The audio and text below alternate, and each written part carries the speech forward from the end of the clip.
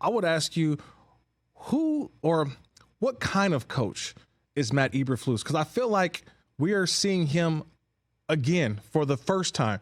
I know he's been a coach in this league before as a coordinator and been the head coach the last couple of years in Chicago, but I feel like we're getting reintroduced to him. Maybe it's because of the new hairstyle, the new beard, whatever it may be.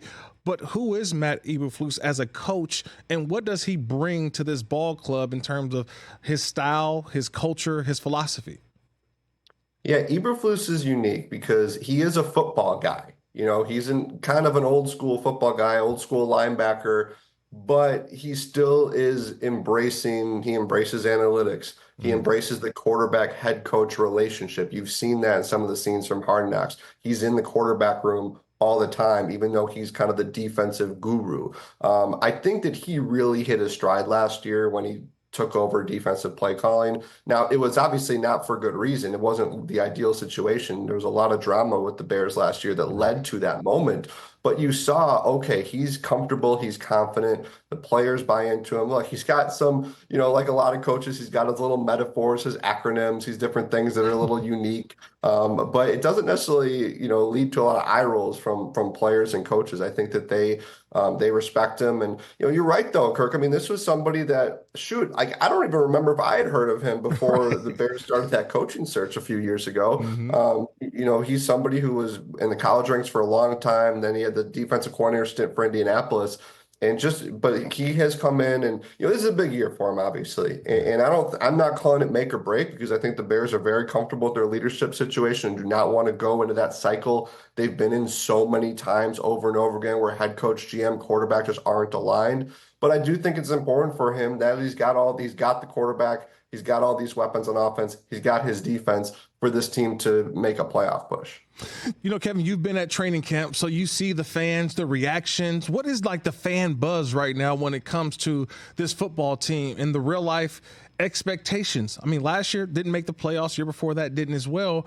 But now you have Caleb Williams. We're expecting him to do what? Take this team to the playoff. They want to see the CJ Stroud effect that we saw in Houston. But what is the real life expectation that these fans are putting on this football team right now?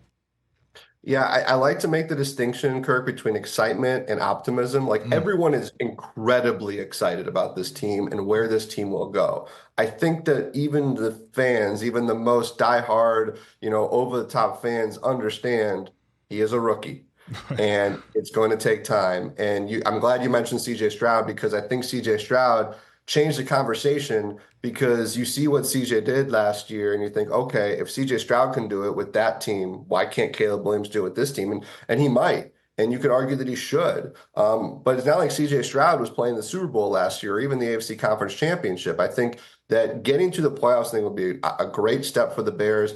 Being in the conversation, being over 500, I think is fine. A lot of this I still think is building up into 2025. I know Bears fans have been patient for way too long and they want to see results right away. But, look, it's really hard for any rookie quarterback to make that kind of deep playoff run. And Caleb does have a unique situation, but I do think so. Like there has never been more excitement about this team right now because they have a celebrity at quarterback. I mean, they really do. And Caleb Williams, and you mentioned Hard Knocks, you mentioned kind of the star power they haven't had for a long time. But I do think like, the Vegas over-under is 8.5. I think that's a perfect number for it to be at. I think I've kind of written like 9-8 seems to be a fair prediction for this team because it's a rookie quarterback. You've got some questions about both lines. You're still not, you mentioned Matt Eberflus. You look at his record, it's fair to kind of have some skepticism. Shane Waldron, play caller, you can look at him. It's not like he's coming in here with this giant resume of tons of successful play calling. Did great things in Seattle. I've liked what I've seen from the scheme. I think it's going to be good. But again, we have to see it to believe it. So fans are into it. There's a lot of number 18 jerseys at training camp. But I do think people understand rookie quarterback, tough division too. Maybe just getting into the playoffs would be successful. What you obviously don't want, like at the end of the season, Kirk, like if you and I talk in January, Right. You want Bears fans to know, regardless of record, Caleb's the guy, and they're set for however long he's going to be here. Yeah, I would say that's the opposite, maybe how Carolina Panthers felt fans felt at the end of their season. Like, hey, do we have the guy? Do we not? So, yeah, I totally get that. Catch the Rich Eisen Show every single day on the Roku channel, 12 to 3 Eastern, for free.